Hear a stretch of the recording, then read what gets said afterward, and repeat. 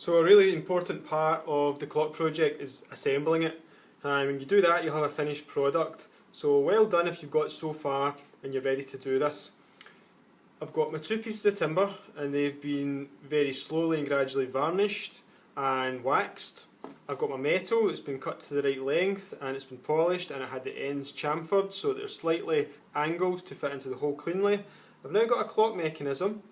I've got the paper part of my design, which in this case is quite small. I've got my two pieces of plastic which I've spent my time polishing the edges. I've got one there which is completely blank. I've also got one that I've applied a vinyl transfer to. You might not have that, you might in fact have two pieces that are transparent. What we're going to do is first of all put the plastic pieces together, the acrylic, to make the clock face. So these form a sandwich. So you can see here I've got them carefully on some pieces of paper to stop dust and to stop them getting scratched. With mine I've got these Chinese numerals on the surface of this one, and that is the vinyl transfer.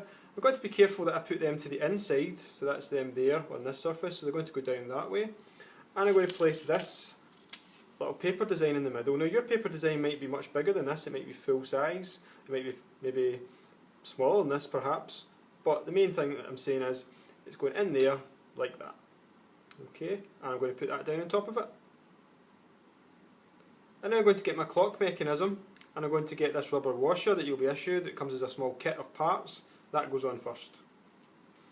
I'm now able to lift this assembly over, and I'm going to pop it on there. Now you might notice that my paper has a hole cut in it, so remember to do that before you start. Find the centre of your paper design and make sure there's a hole cut through it.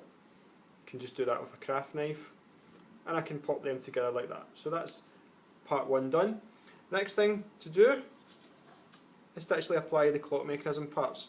So I've got my brass washer that goes on next, and then I've got a brass hexagonal nut. So I'm going to put that in place and I'm going to tighten that up. The whole time I'm just being quite cautious and conscious that I've not to touch the surface of the plastic too much. I don't want fingerprints on it. I don't want any dirt on my fingers to scratch the surface either. So that's just finger tight right now. There's not really any need to tighten it anymore, say with pliers or a spanner. That will do. Okay. Now I'm going to put the hour hand on next. And then the minute hand. We'll just put them both at the 12 o'clock position, and they're just a push fit, and then later on we can adjust it to the correct time.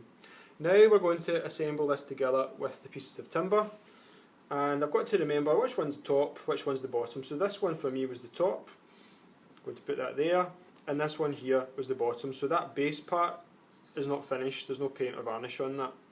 That's going to go like that. And I've got to look at my clock, and you can see that that there is 12 o'clock. So 12 o'clock is going to go up the way.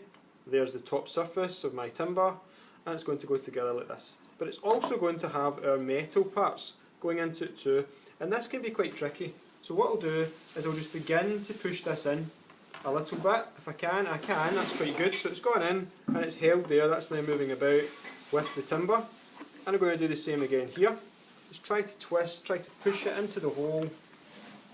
It's very tight, I'm finding, so I anticipated that problem, and many of us might have that problem where it's difficult to get the plastic and the metal and everything else into the hole.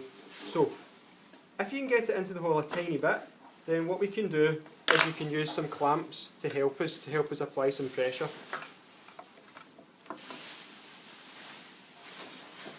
So just get these here. I'm going to use them to apply controlled pressure to the model so that it will actually crush the metal into the hole. So let's try and aim one in position, tighten up the first clamp.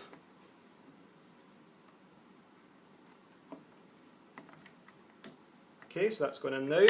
Just going to adjust it so it's a bit straighter. I'm going to make sure the second bit of metal is aiming into the hole. And I'll get a second clamp, and I'll put them on here.